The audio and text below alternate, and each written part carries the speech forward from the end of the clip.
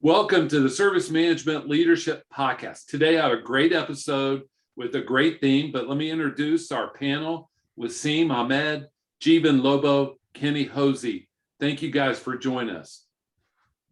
Thank you. You're welcome. Thank you. So these three guys were three of the five that helped review and offer feedback for my book. They've been on the podcast. And so big announcement this week, we on this podcast turned 10,000 downloads. Huge for us. Wanted to celebrate and just have two topics on this panel. And so we'll go around the horn. So I want to thank you guys publicly and for helping me get there. We can't do it alone, especially if you're a tall, ugly dude like me. You can't get there on your own. You need help. And so let's start with the nice thing. I think we're at a crossroads as a country in IT. IT is being pushed between how we've always done it and how these pressures to do things differently. And even in service management, I think that's pushed down as well, whether it's outsourced, whether it's cloud. We're pressed to do new things or old things in new ways, to do things different. So let me start with Waseem and then Jeevan and then Kenny, and then we'll go the other way on the second question. But what do you think are obstacles in doing IT better, service management or whatever? What will be our obstacles 5 years from now? Because I think they'll be different than today, if I'm thinking out. But Waseem, let's start with you.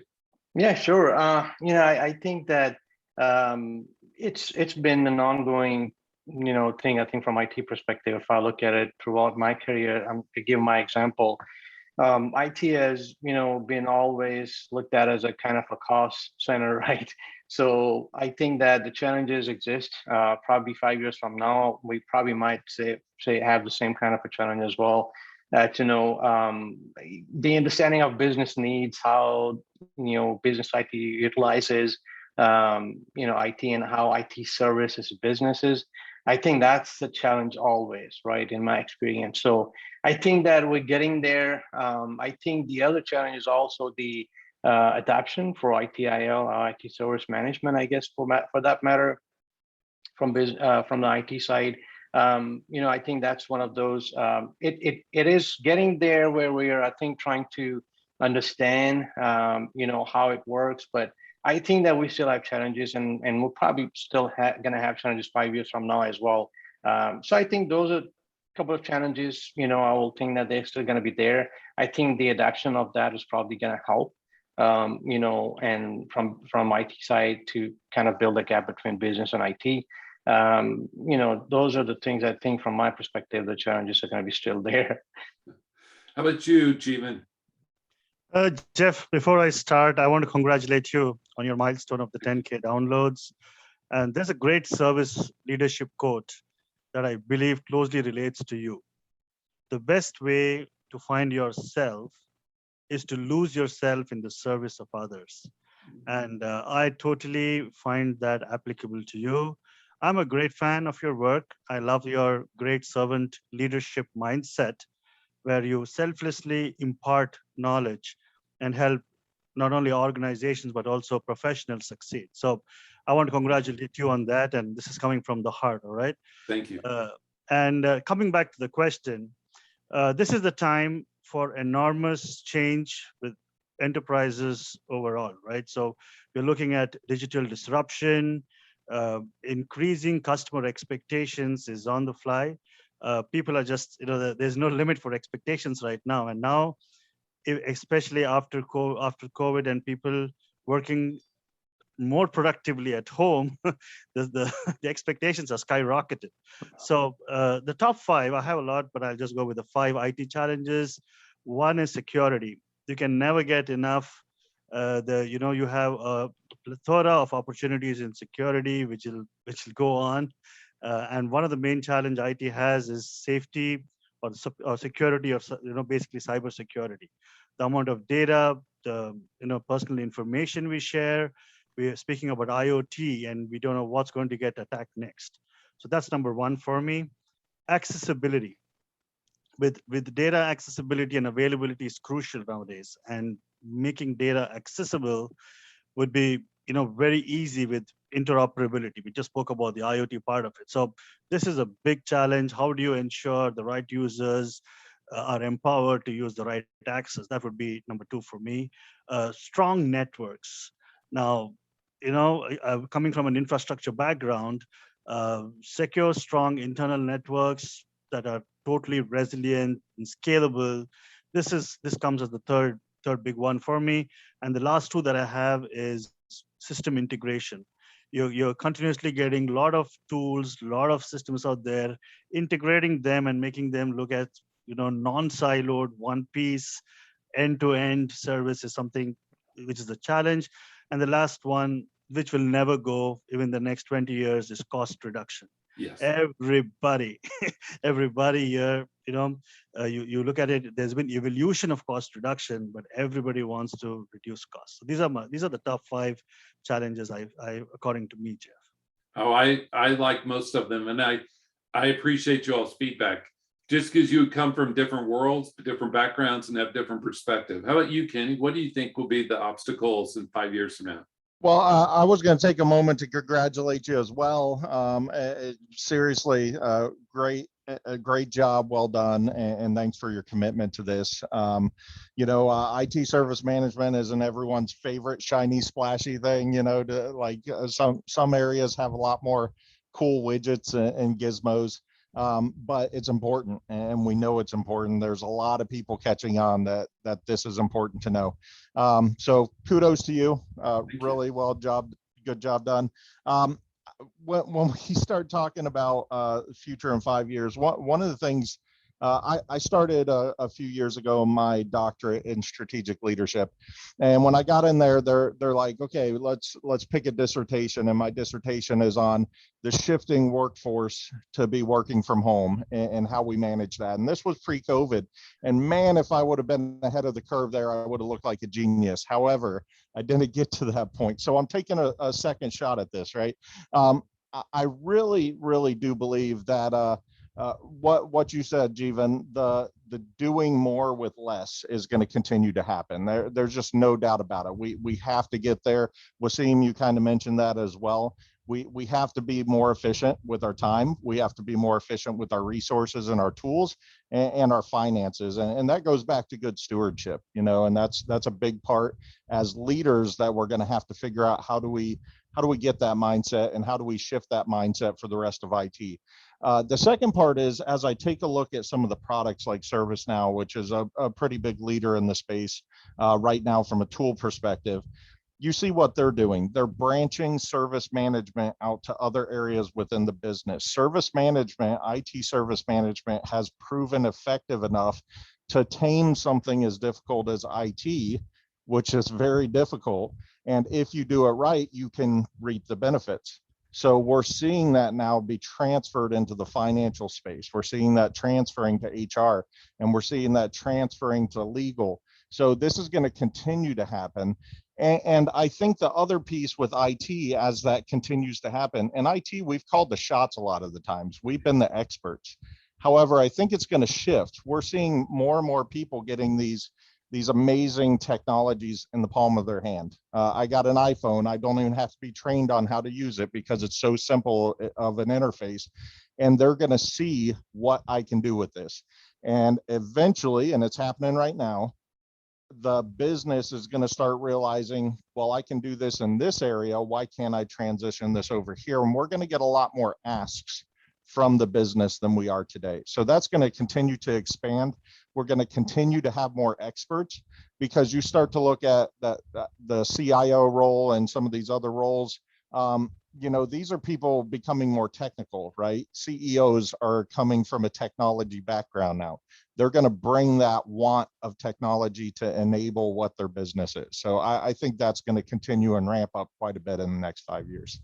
And to pile on and connect the dots between what some of you all are saying, I think there's going to be this compare and contrast, this tension between we want more and we want it better and we want it cheaper. And along the way, Jeevan mentioned the integration of tooling. I think there's going to be the integration of frameworks, whether it's Agile and Itil and DevOps. And you just go through it all. And now we have to integrate that with our ServiceNow tool, Kenny, right? We have to like be able to handle all of that, which is then it's just making it more complex, right? I mean, I think the complexity, no matter what the tool vendors will tell you, no matter what anybody tells you, the complexity is going up, not down. And I think that's our role as leaders, is to say, okay, everything's getting complex.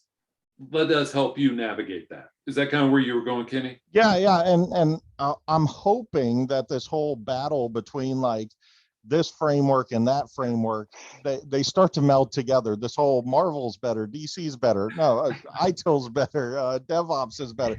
No, they're gonna fit in with each other, right? Right. And so trying to make sure that everyone speaks that same.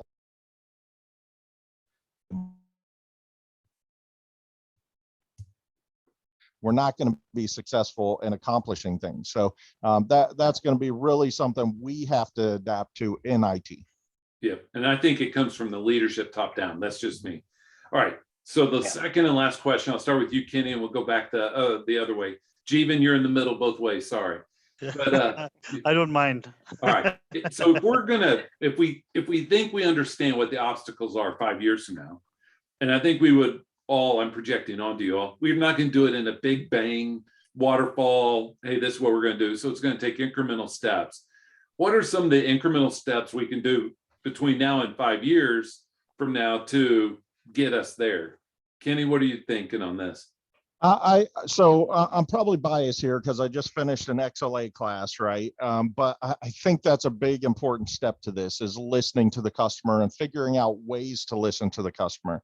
When we start, even if it's an internal customer, right, and we're talking about the business, we have to find ways to intake their needs, wants, and desires in a more effective way, and then measure how we're doing. If we're not able to measure how our services are being perceived, and we're just saying, what's our uptime?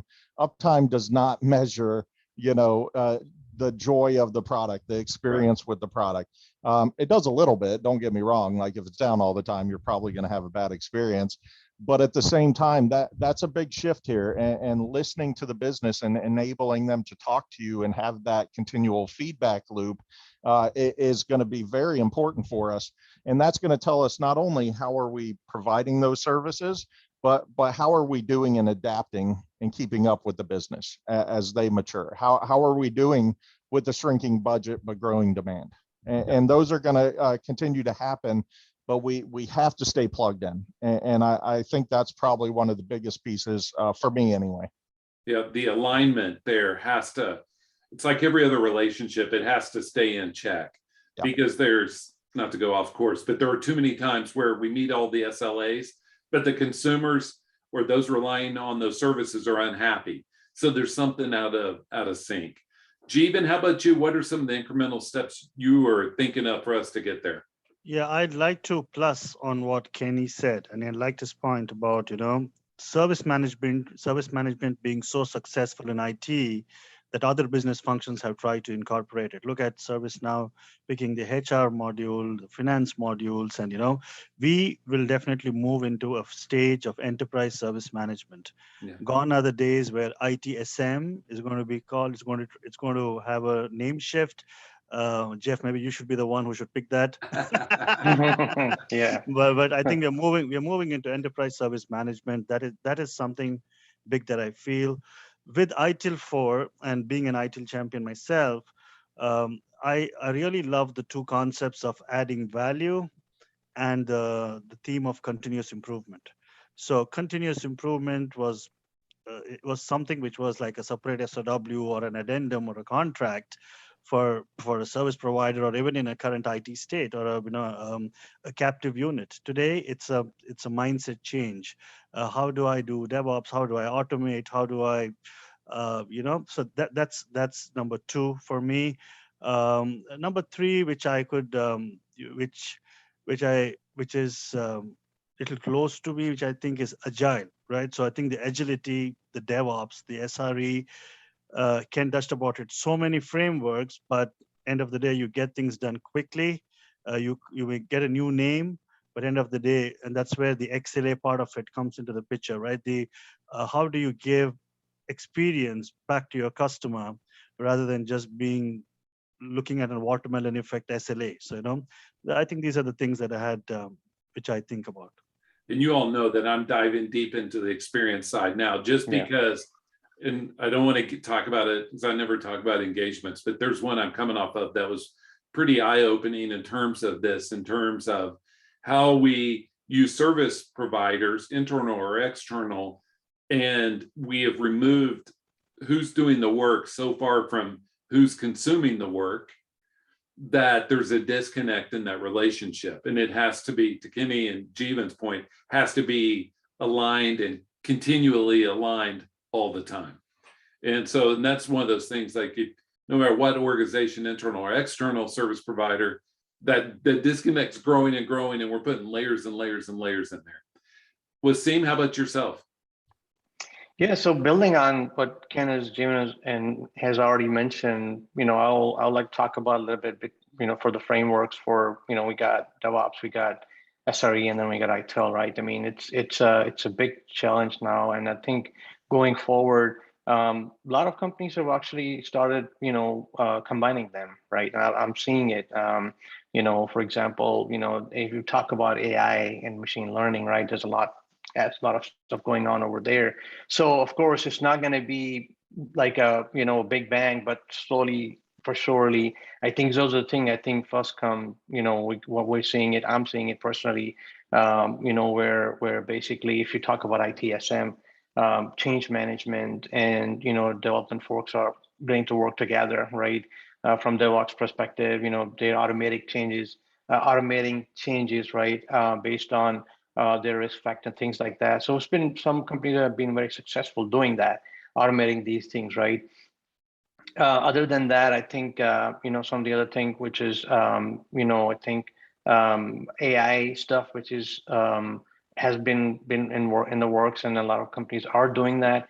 And then of course it's not small, but I think there's a lot of effort involved in there. So then combining all those tools as well, right?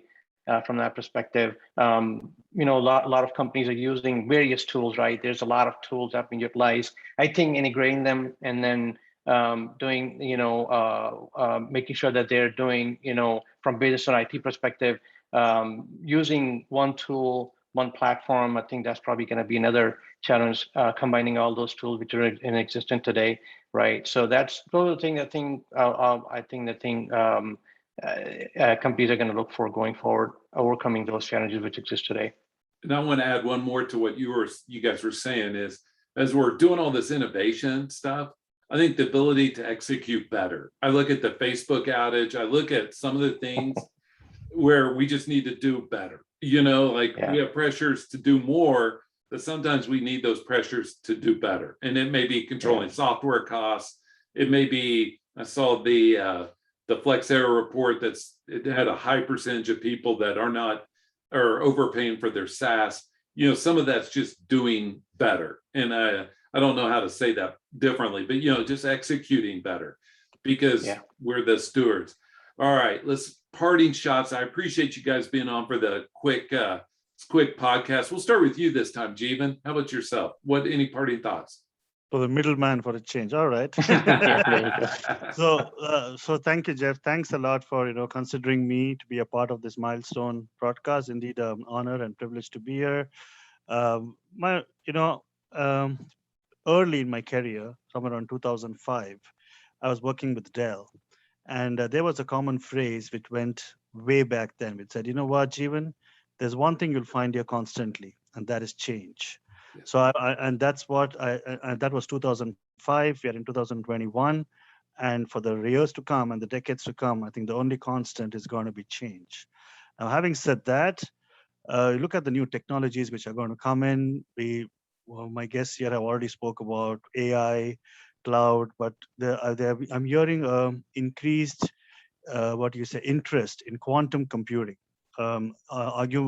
augmented reality, virtual reality. So we've just heard these terms, and in the next year or so they would be they'd be integrated in environments. But so what I'm trying to say is there's a lot of new things coming up. I tell my kids to be updated, to be the leaders, be pioneers in something. Don't catch up late. So I think catching up with these new technologies is key, and being an ITSM being very close to my heart.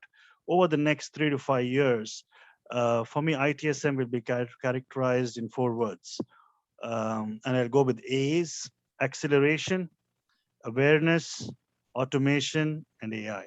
So Yeah. those. I like those. I think it's change is here to stay, and we might as well get used to it and be comfortable with it. Waseem, how about you next? And then Kenny can back clean up, to use a baseball analogy for us. Yeah, sure. Sure, Jeffrey. So yeah, first of all, again, thanks very much for the opportunity, and I would also like to congratulate you on your milestone here. So thank you very much. Parting words, yeah. Again, I will build on Jeevan again. Change is here to stay. I think I said that on one of the other podcasts we talked about. So yeah, just yeah, I think that things are happening. It's not never going to be the same. But we just got to keep on moving forward. Got to make sure that we come over those obstacles, making sure that we are using the same analogy, and making sure that bridging the gap between business and IT, making sure that we're using good leadership there, and then making sure that we're moving forward with that. So thanks. Thank you, Waseem. Thank you, Jeevan. Kenny, batting cleanup on parting words. Yeah, absolutely. So I do expect in 5 years you bring the 3 of us back on, and then we see how right or wrong we were, and we'll just completely call each other out. I think that'll be great.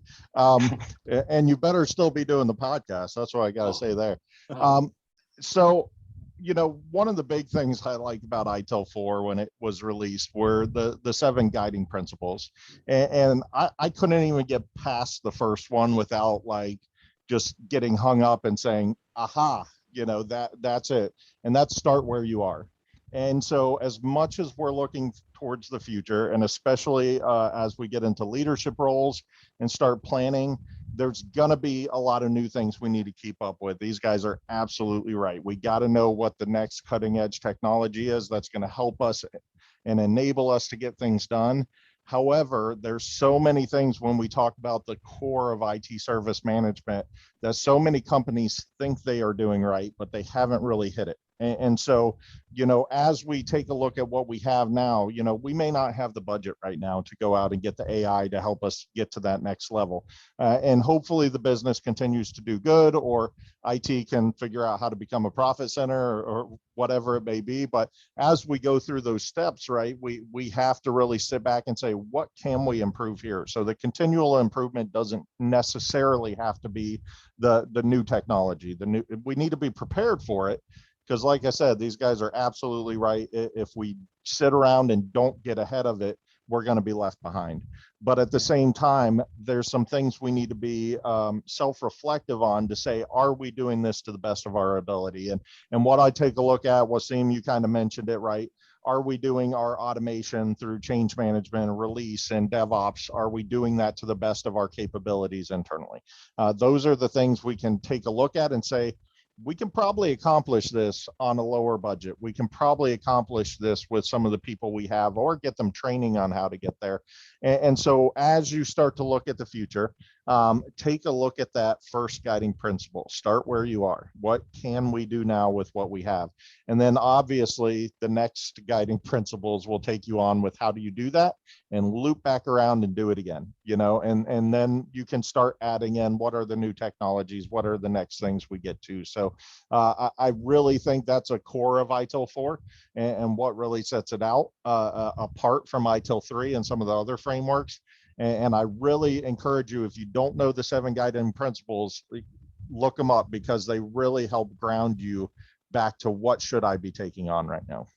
I'm with you. And the second one, focus on value, is the other, right? Like, I know where I am today, and I know what presents value for us. Let's head in that direction. However fast, however slow, whatever mode of transportation, this is the way we need to go.